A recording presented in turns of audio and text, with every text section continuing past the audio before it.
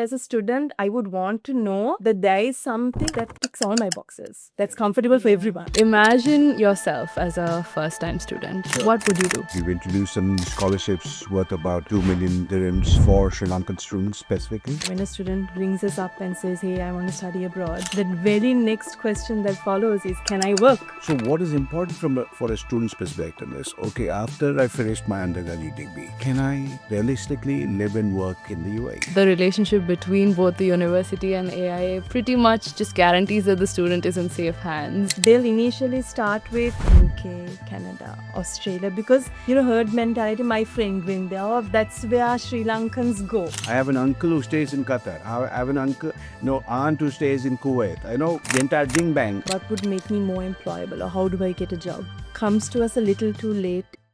Hi, this is Dharni at AIA. Welcome to another episode from the Global Education Podcast.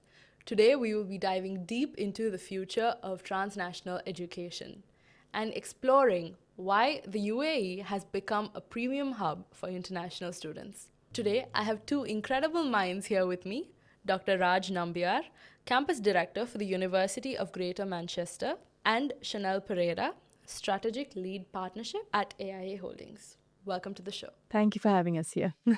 Thanks, Darby. Dr. Nambiar, to kick things off, could you please introduce yourself and your role at the university, and also about how your 20-year journey has shaped you as a person? Right. So my name is Dr. Raj Nambiar, and I have been with the University of Bolton since 2008. And many of you would know that the University of Bolton has changed its name to the University of Greater Manchester. So we are in effect the University of Greater Manchester's branch campus in the UAE. And I have been at the university since 2008. So it's been 18 years and counting. That's nice. If you could give us some insights from your 20-year experience and how it has shaped you.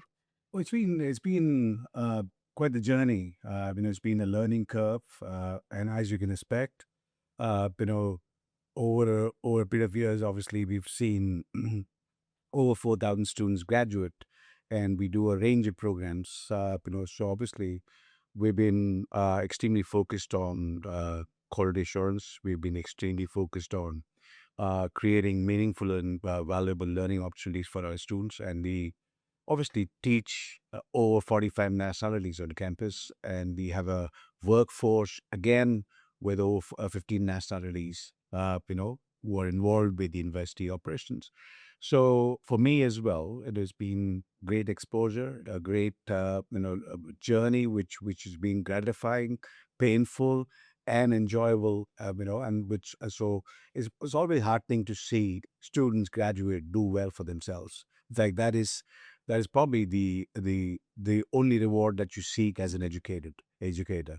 The only regret that I have in that is I'm not teaching these days. So it's been, so I used to teach in an earlier life, and I can only reminisce of the past. But right now, I'm not allowed to find the time to teach. So that is the only regret. But otherwise, it's been it's been a fantastic journey.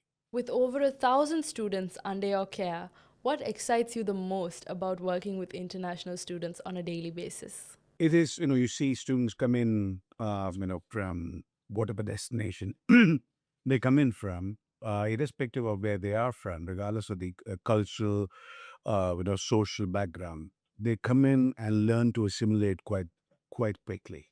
In fact, so they come in as individuals, 40 individuals in a classroom, and very soon they get rolled into one mass of students who are seeking to learn, from their tutors, from their peers, etc. So I think so. For me, that journey keeps evolving on a regular basis, in the sense that the students earlier used to be shy, very coy, timid. Right now they're more forceful, and we like to see more of that. Earlier, the students obviously thought only about their education. Now they're thinking about a return on investment, wherein they can, you can be anywhere in the world and spend those 3 or 4 years, get that piece of paper at the end of the 3 or 4 years. And, it's meant to open doors. It's meant to take you places. It's meant to, make sure that you are on the high road to making your career. So I think so employability sits at the heart of everything that we do. So from that perspective, it has been, it's been a journey wherein we've consciously tried to build our engagement and linkages with corporate organizations, and that's standing us in good stead today. Wherein at our career fair, oftentimes we have more companies than students. So it is an enviable position, and I would regard that as a strategic competency. And in fact, we're doing this for our students and parents, because ultimately you're only as good as your students and the jobs that they find. Let's talk about geography and vision. The UAE has multiple educational zones, but what makes the Greater Manchester University stand out and make it unique? I mean it from my heart when I say that you know every student is much more than just a number. It is about, and all of us, including myself, we are accessible to our students. We take it upon themselves. It's our responsibility, and we are accountable for how successful our students are. So, in terms of that close personal relation with the student, wherein every step of their education journey, uh, some at least one of us is just a phone call away, or as I say at induction, you may be walking down the corridor, you see me, do not hesitate to say hello. That's the beginning of conversation. That's the beginning of often, and never hesitate to ask. You're not alone. It's about a family. It's about a communal relation that you have with students and staff, and that is what makes us so different. Because we still, regardless of the number of students, we continue to be personable. We continue to care for our students beyond the duty of care that goes on in the classroom. We want to make sure that we are, and we are part of the journey that the student takes, and it's a leap of faith. It's not just here's the money, and at the end of it, here's the degree. It's not transactional at all. It is a relationship that basically, over the 3 or 4 years that they are with us, it blossoms into a really fruitful and fulfilling relationship, and it goes both ways. It can never be one-way traffic. It's got to be, there has to be an element of reciprocity. Yes. So that's what makes us special. And I know that this is not a competence that that anybody would claim to have, but I take pride in the fact that it is a way that we treat our students, and we are extremely passionate about that. In an era where the definition of education is shifting rapidly, what makes success other than just academics? I see a great culture at the schools in Sri Lanka, wherein you are encouraged to do much more than just study. And and the Sri Lankan students are already ahead of the curve in the sense that they have a great advantage going to any university anywhere in the world. The only thing that some of them need to shake off is their shyness and their penchant to speak in Sinhala or Tamil, or so rather than English as a language. But that thing, so most students will learn to adapt very, very quickly. We've had Sri Lankan students to come to study with us for the longest time now, almost since 2008, at different levels: undergraduate, foundation, postgraduate levels. And what we see with most Sri Lankan students is, I can't say it's everybody, but most of them have a good work ethic.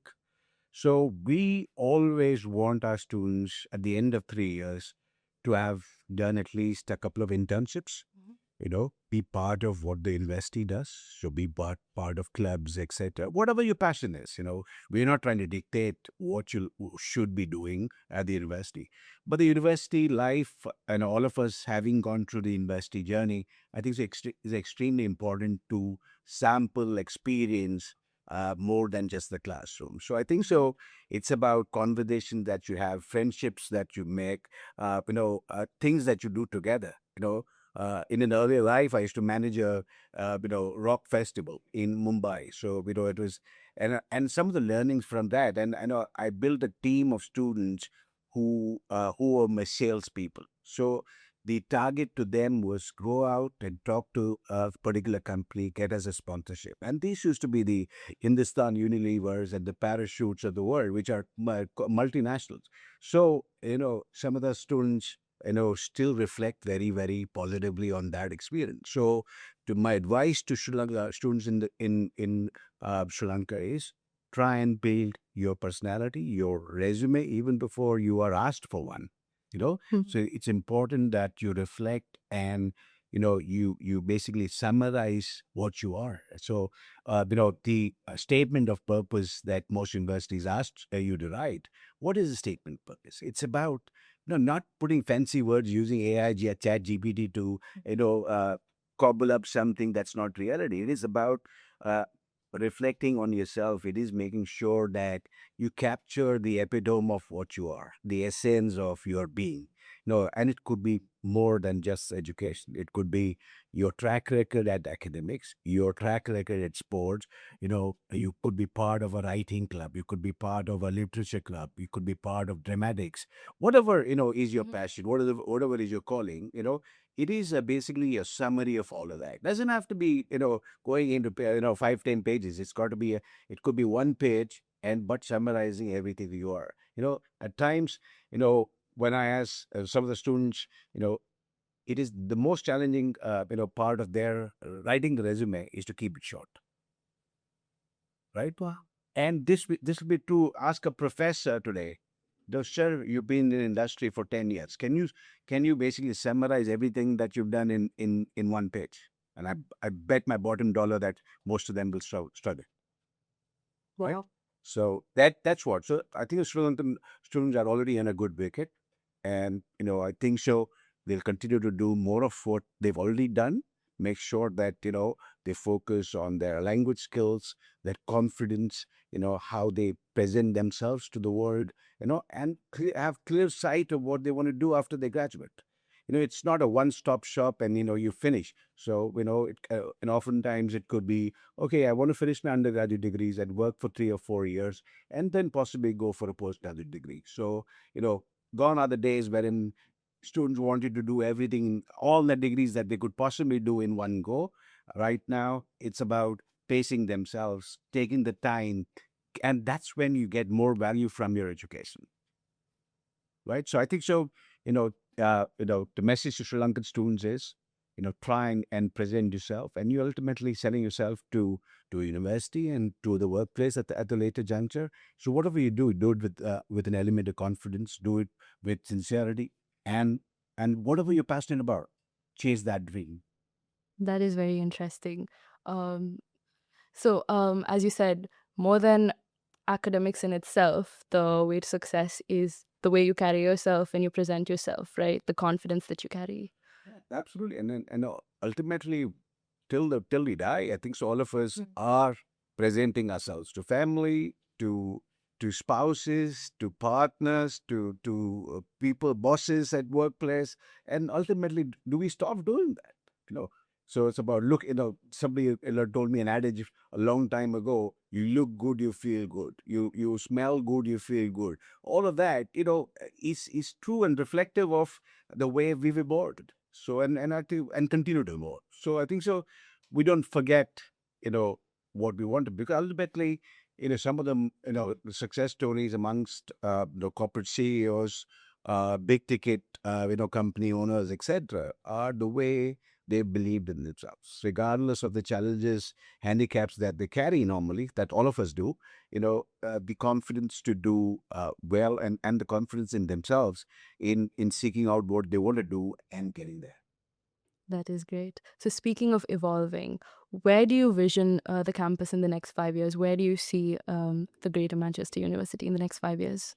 I think it's been a great time now, in the sense that we've just opened our phase one of our new campus, and we've had Sri Lankan students and parents come to visit the campus, and they felt very positively about the new campus.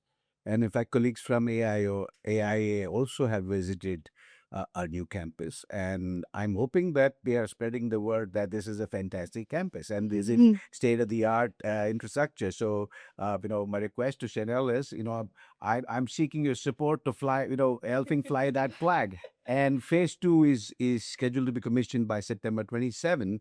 At the at the start of September 27, we would be a full-fledged campus with absolutely state-of-the-art facilities, and it can accommodate over 2,500 students, and we'll have all the facilities under the same roof. That a student would aspire to have. So I think so. The ambition was to create infrastructure that students would be comfortable in. Students will seek out, and ultimately, it's not only for our students or staff, and it's also about showcasing what we are to corporate organizations, to external stakeholders, because we obviously now will take pride in the fact that, even now we've gone through a Ministry of Higher Education initial verification visit. So we are seeking the ministry's accreditation, which means that students even from the Middle East, other apart from the UAE national students, will start coming to us. So I think so it's a great opportunity for students from Sri Lanka and Southeast Asia at large, wherein they come in and study and get that learning with several other nationalities. So it's more than rattling in a box of, say, of the same kind, 40 people of the same kind. Here you have 40 people from probably 40 different places who will all bring a different sense of culture, different sense of society, different sense of understanding and living through life, and that probably adds value to your education itself. Given your background in navigating both the UAE and UK regulatory frameworks, how does the university maintain the same academic standards through its home and international campuses? As in, it is almost like a given. It is as part of the regulatory framework. We are supposed to be doing the exact program in terms of the curriculum, the syllabi that is offered at the home campus. So regulators, even in the UAE, the Ras Al Khaimah Department of Knowledge, which basically oversees quality and oversees what we do, and have a strict benchmark about what we can and cannot do. So, and obviously for the university to award its qualification, students need to have studied through the entire curriculum, all of that, and go through all the assessments that are basically in keeping with regulatory benchmarks from the university. So we live or we operate in a regime or in an ecosystem wherein regulation is at the heart of it. So everything that we do needs to have the mark of quality assurance. So who studies on the program in terms of admission? It's not random that we can hand it out. It needs to. There is an element of scrutiny. There are standards that need to be met by every student who studies on the program. Every faculty who teaches on the program needs to be pre-approved before they step foot in the class. Our assessments needs to go through the every step of the way, the entire assessment process that happens at any British university. So from that perspective, the university has to look at everywhere that their programs offer to make sure that students across the world, wherever the programs offer, including we in the UAE, we need to meet the stringent standards, and our students need to meet those stringent standards. So it is not everybody's cup of tea. It is competitive, and we need to ensure that that is the ethos that we and that is the only way we can do it. And that's the reason that even after 18 years, you never get tired of it. So we always constantly persevere to make sure that so even at the induction, when I come in, go in for my 2-minute chat with the students, with the new students, the I always say that you need to aspire to get first class honors, right? When I say that, so the often and the use example is that I don't want to see red on your mark sheets, right? We want to reward you with scholarships. We want to give out academic merit scholarships, academic excellence scholarships. We cannot dole it out as a gimmick. So we want it to be real. We want it to be competitive. We want it to be selective. So that is the reason, that is the way we choose our students. That is the way we choose our faculty. That is the way every step of the way, there is that mark of quality assurance that goes with everything that we do at the campus. So it's not a option. It is a must. Could you please tell us on how the students are prepared for real world careers? It's a continuous effort. It is not a one stop. Here's a CV writing workshop. Here's an emotional intelligence workshop. Here's how you go. You at the interview. I think, so the conditioning has to start even as early as year one of these two. So, should we talk about how internships are integral to most students' success? Uh, Teachers go the extra mile to talk to them about what are the careers, and that also the flavors change every year. So like a student may be doing computing, and then in one year it could be cyber and network security, the next year it could be AI, and something else could come by, and that could then become the hot choice amongst employers. So I think so it is a journey that evolves through the student's career with us, and wherein tutors, the faculty members have regular conversations with the student. We try and get them exposed to employers at a very early juncture, either through an internship engagement, or it could be that the employers are, like some of the professional bodies, the Institution of Civil Engineers, the ACCA, ICAW, Institution of Mechanical Engineers, and quite a few bodies that we engage with, on a professional plan. The idea was to give an example, the BA in honors in accountancy qualification gives you 9 exemptions of a possible, of a total of 14 papers on the ACCA. So by the time the student graduates, I know there are a lot of accountants in Sri Lanka, but that notwithstanding, I think so students finish the remaining papers through the 3 years. So they exit with the BA honors in accountancy plus a professional ACCA qualification. So we do everything that is possible to condition and help the student understand the rigors of the workplace, and are getting prepared on a daily basis to what to expect in the real world. So regardless of what we do from a theoretical standpoint, I think so these cues that the students get, helps them get that much more confident. And oftentimes the first interview is the most challenging, right?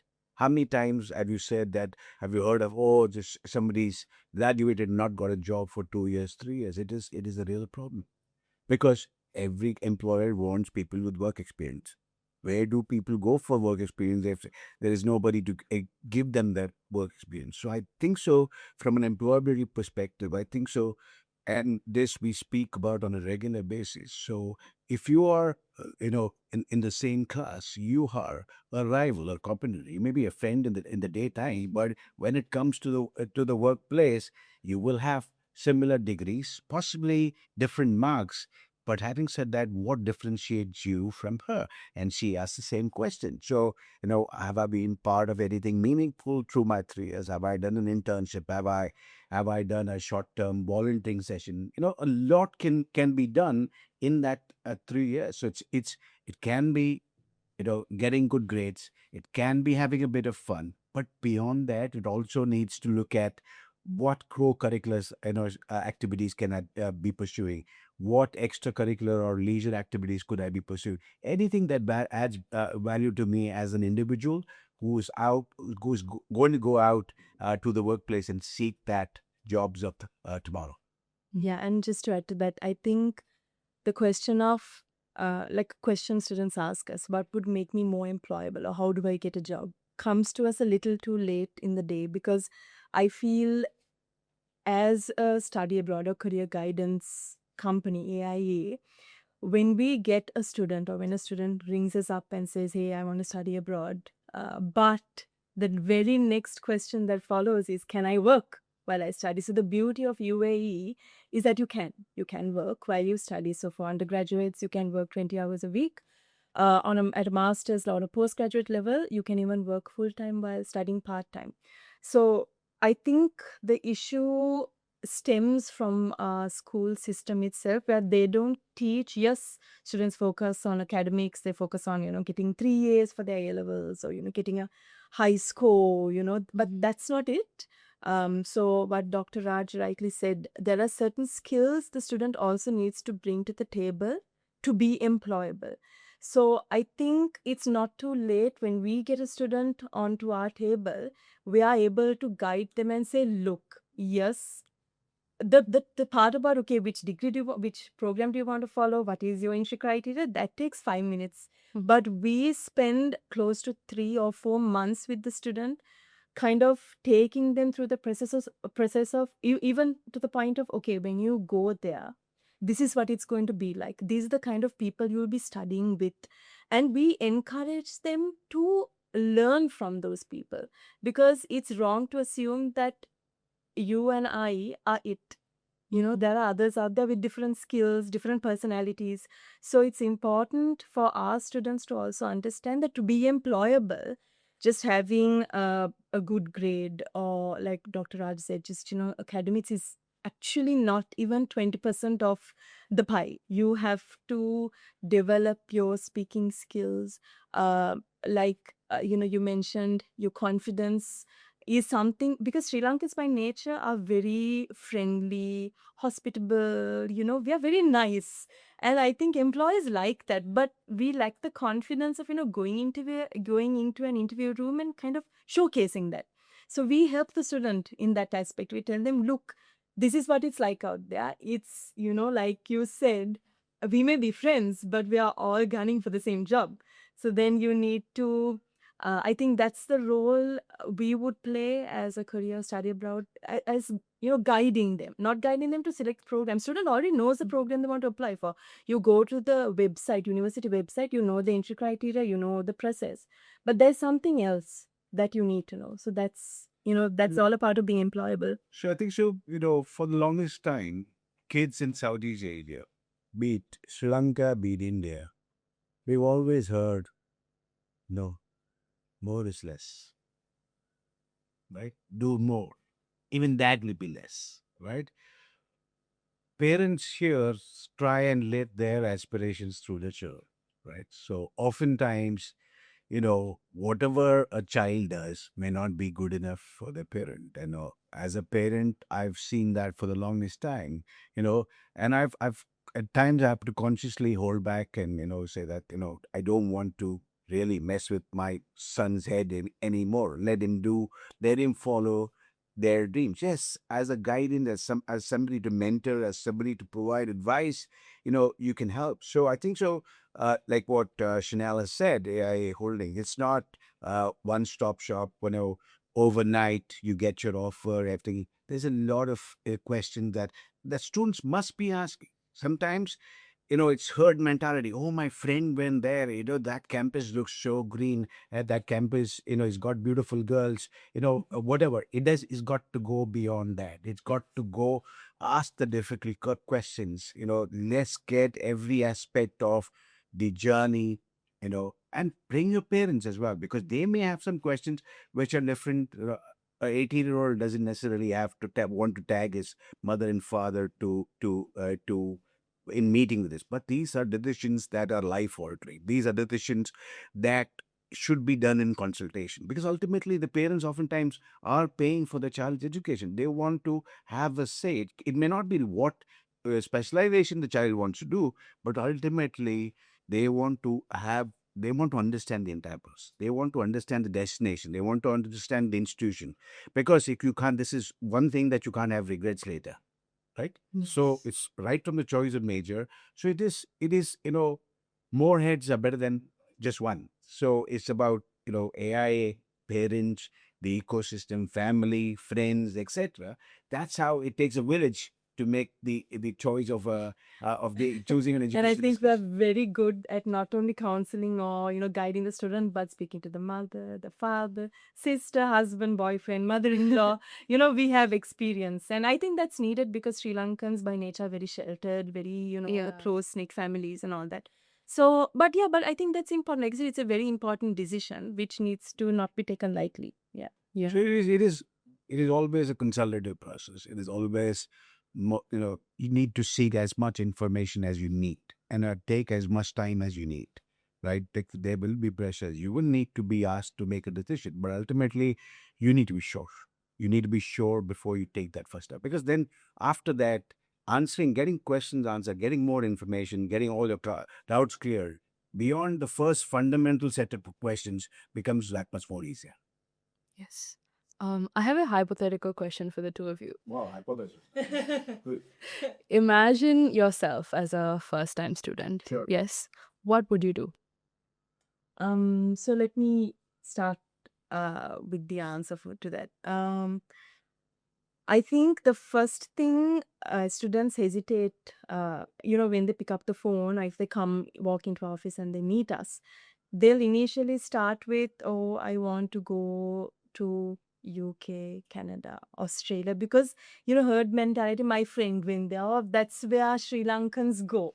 Yeah. So they don't. I mean, if you look back 5 years from today, uh, UAE was not a destination for education. It was, for different things, UAE, but not for education. So that first hurdle as a first time student, when I come and I speak to, say, if it was someone, a counselor at AIA, and I tell them I want to go to UK, Australia, Canada, and within the first 5 minutes, I understand that I'm not going to be able to afford it, because they'll say, "Oh, do you have this much money? Do you have this? Can you afford this kind of living cost?" Because we do that initial check, because we don't want to waste a student's time or waste our time speaking to a student that at the end of the day is not going to be able to afford those destinations. So then, as a student, I'll be a bit stunned, because in my head, I'm like, okay, I want to study abroad, but these guys are telling me I can't do it. Like, they're essentially going down this path of, I don't think it's feasible for you. So then I would want to feel comfortable with whatever second option they give us. But what you need to understand is this is not the second best option. In our opinion, just based on the numbers we've had going to UAE, it is actually the best option for Sri Lankans. It's affordable. The culture is just right. The opportunity to work, not only the legal opportunity to work, but also the actual opportunity of jobs being there for students to actually apply to get an interview and get a job is actually there. So as a student, when I come in, I want that assurance, not only for my, okay, is my program available, or is the university a rated university? No. At the end of the day, you want a place that you can live in for the next 3 or 4 years of your life. Make friends, fit in, not feel left out, not feel like this doesn't suit me. And you want to be able to afford it without killing your parents in the process. By killing, I mean, financial drain. Yeah, so I think as a student, when I come in, that would be what I would want to hear. So that's why UAE and why the University of Greater Manchester is such a easy, I wouldn't say easy sell, but it's easier to digest, because it ticks all the main boxes that a Sri Lankan student should, if you ask the right questions, you will realize, okay, this is the right fit for me. It's not that, okay, because these are UK universities, this is a branch campus, you're getting the same degree, same certificate. So why do you want to, I'm not saying the other destinations are bad, but you don't need to struggle. You can do it for much cheaper and enjoy it in the process, and your family cannot struggle in the process as well. So I think as a student, I would want to know that there is something, or like a product that ticks all my boxes, that's comfortable for everyone. So, adding to what Shanava just said, I think so. So, ultimately, why is a student going to go to a destination to gain a degree? Ultimately, it is to make a good career, a good life, right? So, the UAE, again, 10 years ago, if I went to somebody and said that come to the UAE to study, they would be very skeptical about, what I smoked that money. But now, I think so, UAE is home to 160 nationalities, right? And in many sectors, it is the hub, it is the center of the world, because everything becomes accessible. Africa is accessible, Southeast Asia is accessible. Europe is accessible. So it's basically sits at, in terms of geographical location, it is sits at the center of thought. So from the perspective of, okay, student then needs to look at, okay, I want to go here, but after I finish my 3 or 4 year degree, I can be asked to go back home, because that, I will not be able to stay in that country and work. So first question is, you don't have access to that country's job market, that, you cannot work there and make what you invested in. So return on investment becomes a pivotal question. So in the UAE, I initially thought that I would be staying there for 5 years. So after 18 and a half years, I'm thinking that, okay, now, I'm getting older, as you can see. So I'm thinking that, so this place has got everything: safety, security, a good life, a tax-free income, right? So I can drive a better car that I can do back home. I can live in a better house. I can maintain different, better standards of living. And that is the thinking that most people, regardless of where they are from, this could be true of the UK. This could be true of people from the US, Australia. That is a reason that UAE as a whole is a magnet that attracts people of different nationalities. So first summer is always difficult when you bear, but everywhere in the world is hot now. The UK had a unseasonable, like the hottest May day yesterday, wherein it went to 34 degrees. Madrid was 38. So I think so everywhere is getting hotter. So here is a place where you don't feel the heat, because your car is air conditioned, your house is air conditioned. So okay, going from the car to the house may be a short time that you're exposed to the heat, but it's hot everywhere.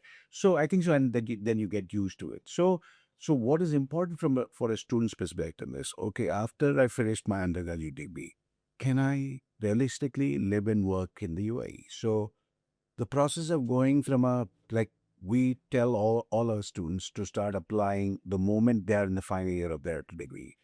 We help them get interviews. We help them get internships. And some of our students go on to do internships and then go on to get final placement with the same company. So the process of, going from a student visa to an employment visa is very seamless. It can be done in as little as 2 weeks' time. And then you become an employment, wherein your employer then becomes your sponsor. You get even a starting salary of 5,000 or 6,000 dirhams, right? Right. Don't quote me on that. But that is typical of the environment. So, to answer the hypothetical question, I think so. So if you're making 5,000, 6,000 dirhams, don't bring out your calculators and multiply it with 86 or 87, whatever the exchange rate. But it allows you to start repaying any loans that you've taken, start thinking about a good life, start thinking about that next car, start thinking about, getting married, start thinking about starting a family. So all of those process, it gets these money goes a long way in helping answer some of those questions. So without a source of income, so what happens when you come back to Sri Lanka, and then no, there is a natural expectation, right? I won't be earning 500,000 or 1 million a month. Is that possible for an entry level job? Right? A lot of students coming back from various destinations across the world, and then, oh my God, when will I start, repaying what my dad or mom paid for me? So those are realistic questions that you need to answer even before you make that choice. So, is this, or, even the rest of the Middle East becomes that much. I have an uncle who stays in Qatar. I have an uncle, aunt who stays in Kuwait. I know the entire Jing Bang across the Middle East, a lot of these Sri Lankan diasporas across the Middle East. So it's absolutely, even through the COVID time when when there was a problem sending money out of Sri Lanka, I think so many of the uncles and aunts from across the Middle East helped pay the students' fees. So from that perspective, you're in an ecosystem which is conducive to life at university and life after university. So from that perspective, I hope that I answered that. Me and Chanel answered that hypothesis. Yes. So I believe that a student who is really a first time student will definitely have some insights from what you just shared with us. Absolutely. And I would ask the girls and boys who are thinking about studying abroad to ask all the difficult questions. Come with a notepad with all the questions. Yeah. That's how you get those questions answered. That's how you leave much happier, much more clearer. Yes. Because the gray in the head oftentimes messes with that head. Okay. Yes. And again, speaking of the country itself, how does the local location and government assistance support graduate opportunities and post study career tracks? She starts with the visa process, which is fairly seamless. And I think so. Visa rejections world over visas are getting difficult for Sri Lankan students. So, rather than seek out something that is unexplored, new, etc., Timbuktu, for example, it make sense or for a Sri Lankan student and parent to think something that is close by, something that has been tried and tested, something that has an example. So forget the government; it's the university. It is about what you can afford. It is about what you can get you a good life. If all those boxes, like Chanel said, are checked, I think so it becomes a natural destination. So UAE 10 years ago didn't have too many students. Now there is an aspiration to present UAE as a education destination for across, because there are 160 nationalities living in the UAE, living and working in the UAE, or having a business in the UAE. From that 160 nationalities, but there are probably about 100 nationalities, or students of which are studying at the various universities in Dubai and across in Ras Al Khaimah and across the UAE. So it's already halfway there to become an educational destination. So from that perspective, I think so it's got everything in it for every category of student, regardless of financial background, regardless of societal background, regardless of religious background. I think so. That is the reason it has become a magnet for people from across the world, who come in, buy homes there, invest into the country, study there. So it basically meets the interest and criteria and pursuits of a lot of the it was 160 nationalities. You wouldn't believe it. Dubai airport, and airports across the UAE are getting busier by the day. There are hotels of different kinds, etc. It wouldn't normally happen if you were not welcoming of outsiders. So regardless of where you're coming from, Dubai has always been the UAE has been always been very, very welcoming. That is nice. Hope that answers your question. Yes. So, if you could tell us more about the partnership between the Greater Manchester University and AIA Holdings. It's been like some fond memories. So we've been working with the IA Holdings and BIE teams, part of the IA group, for 6 or 7 years. So it is more than just a partnership. A partnership is about an agreement. Okay, we are the university, they are the agency, etc. This is much more. This is a collaborative agreement wherein we come together. There's a meeting of minds. It is what is required to make sure that the interests of students seeking to go to the UAE and interests of Sri Lankan students are met.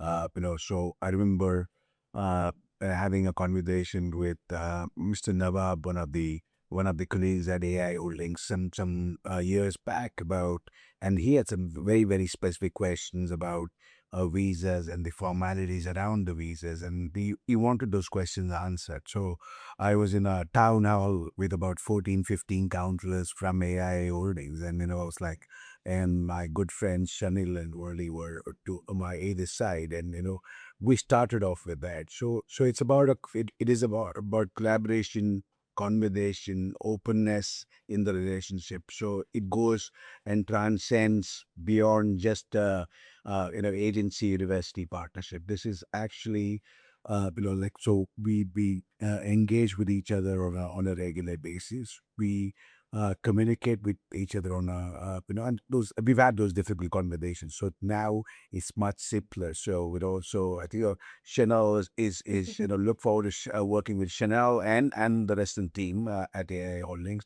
So this has been so because we as a university we don't want to work with everybody all in sundry, because I'm surprised that if you walk down Gold Road or Duplication Road, every second place is a study abroad agency. So for us, quantity doesn't mean anything. It's about quality, and we want to work with a few close partners such as AI Holdings, and we want to keep it that way, because that's what will give us all the success, and that's what will give them all the success. So, I was riding with Chanil in one car, he was talking to the students who are interested in Korea to study in Korea.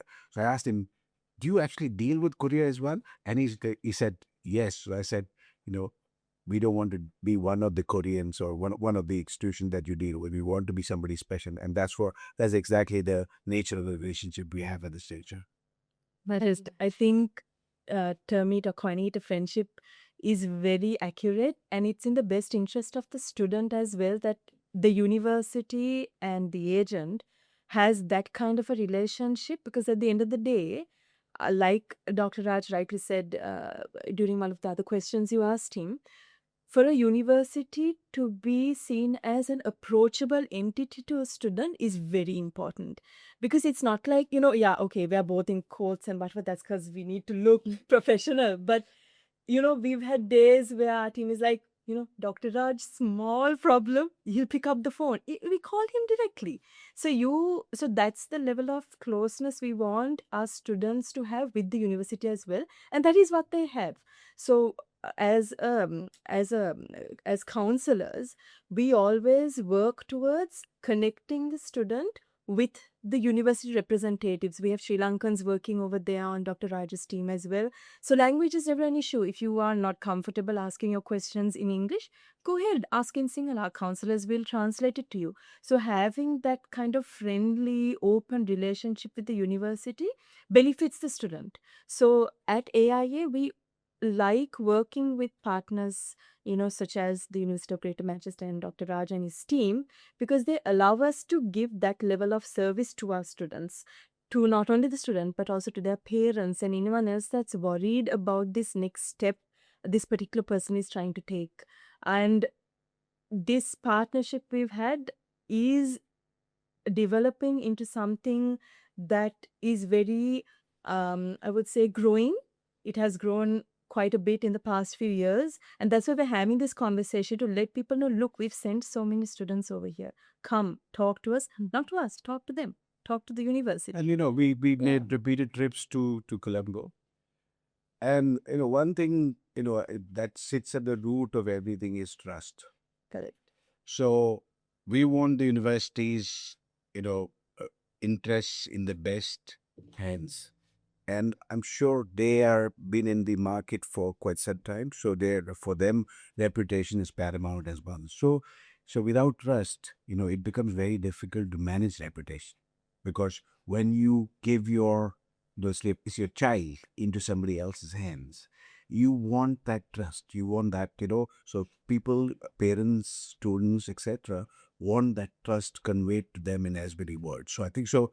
We see AI Holdings as an extension of us, who will spread that message without, whilst being absolutely transparent. So that is transparency, trust, honesty. All of those are critical things that we have to, have in place right from day one, which we've had with the AI Holdings. It is very interesting to hear both perspectives. And I believe that the relationship between both the university and AI pretty much just guarantees that the student is in safe hands. 100%. Yes. So moving over, I have a rapid fire round for both of you. So I'll just ask you a few things. You just have one answer, no overthinking. All right. All right. Student or teacher? Student. Okay. Where to answer fast? You're going to decide and actually. Okay, so we'll go with Chanel first and then. Okay. Yeah. Okay. Student. Student. Exams or assignments? Assignments. Exams. Online teaching or offline teaching? Offline teaching. Offline teaching. Motivation or discipline? Motivation. Quality or quantity? Quality. Okay, now this one's a very controversial question. Wow, okay. Bring it on. Coffee or tea? Tea. Neither. What would you wow, prefer? okay. I don't think you can answer that Oh, okay, all right. question. So yeah, that sums up our rapid fire round. As we come to the end of this podcast, could you please share your final message to Sri Lankan students and parents who are still looking to apply to a university? Yeah, so thanks, Dhanani, for being understanding and a fantastic host. One message for Sri Lankan students and parents I cannot forget, is that we at the University of Greater Manchester value our students from wherever they come from. We want to make sure that students are rewarded, and we help in every step of the way in helping the student make that decision. So, in fact, we've introduced some scholarships worth about 2 million dirhams for Sri Lankan students specifically. And these are academic excellence and academic merit scholarships. So, I'm sure that many of the students will want to apply for that scholarship. Yes, it's going to be selective. It's going to be competitive. We don't want to call it make it a gimmick and hand it over to everybody.